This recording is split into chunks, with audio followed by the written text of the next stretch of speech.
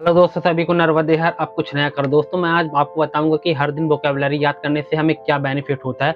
जैसा कि हम स्पोकन इंग्लिश सीख रहे हैं और मैं आपको बताया कि मैं भी एक बिगिनर हूं और मैं स्पोकन इंग्लिश सीख रहा हूं। और ज़्यादातर मैंने अक्सर देखा है कि हम टेंस वगैरह सीख लेते हैं, ग्रामर सीख लेते हैं, जो भी हमें स्पोकन इंग्लिश में ज़रूरी चीज़ होती है वो हम सीख लेते हैं। लेकिन क्या होता है, मेन पार्ट क्या होता है, वोकेबलरी। और मैं आपको बता रहा हूँ कि मैं लगातार डेली 50 वोकेबलरी रोज अपलोड करता हूँ इस चैनल पर। और दोस्तों, वोकेबलरी याद करने से एक फ़ायदा हमें ज़रूर मिलता है।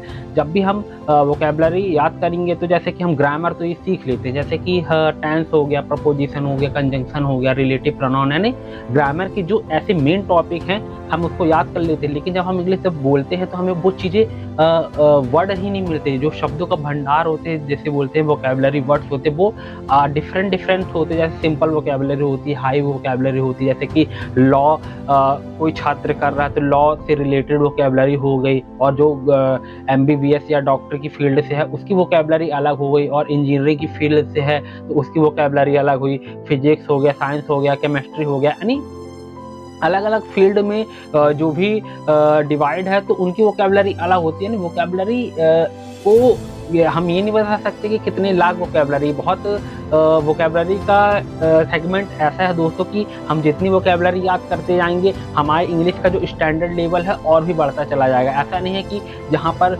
लॉ फील्ड का व्यक्ति है तो हम इंजीनियरिंग फील्ड की वोकेबलरी लगा देंगे, ऐसा नहीं है।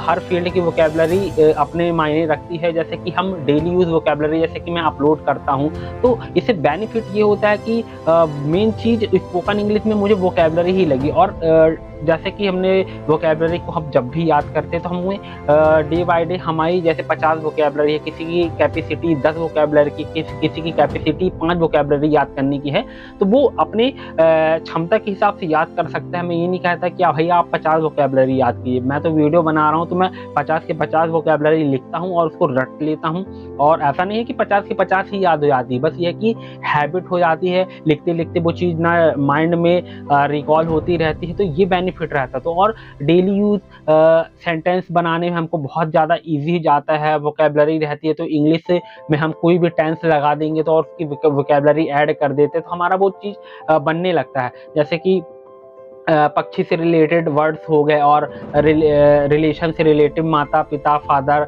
बेटा, सन, ये इसकी वोकेबलरी अलग होती। तो वोकेबलरी का होना स्पोकन इंग्लिश में बहुत ज़्यादा मायने रखता है दोस्तों।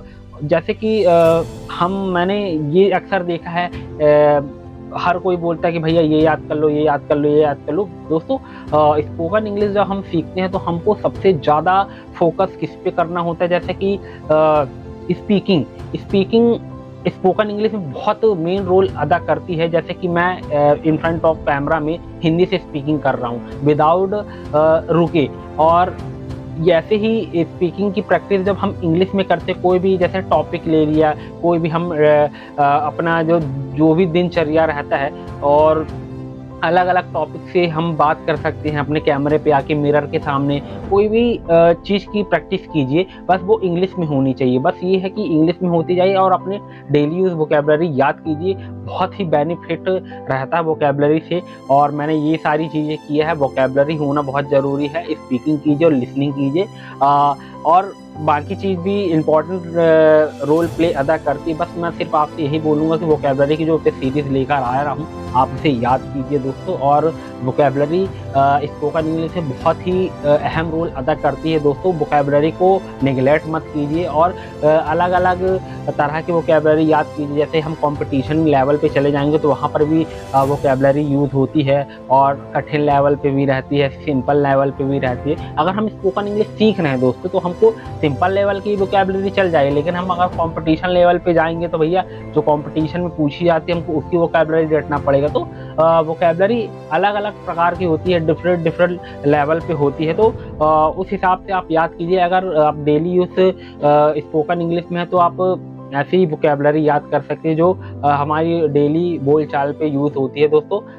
वीडियो में सिर्फ इतना ही वोकेबलरी से रिलेटेड कुछ इन्फॉर्मेशन देनी थी तो मैंने आज वीडियो बनाया दोस्तों। आज क्या हुआ, मैं थोड़ा सा थका हुआ हूँ, क्योंकि यहाँ पर आप देख रहे हैं मैंने आज पुताई वगैरह की है, तो इसमें थोड़ा सा स्ट्रेस हो गया। अभी 9 बजे मैं वीडियो शूट कर रहा हूँ। अब देखो कितने बजे वीडियो अपलोड करूँगा, 10 बजे के अंदर मैं वीडियो अपलोड कर ही दूँगा, क्योंकि आज मैं बहुत ज़्यादा ही थक गया हूँ।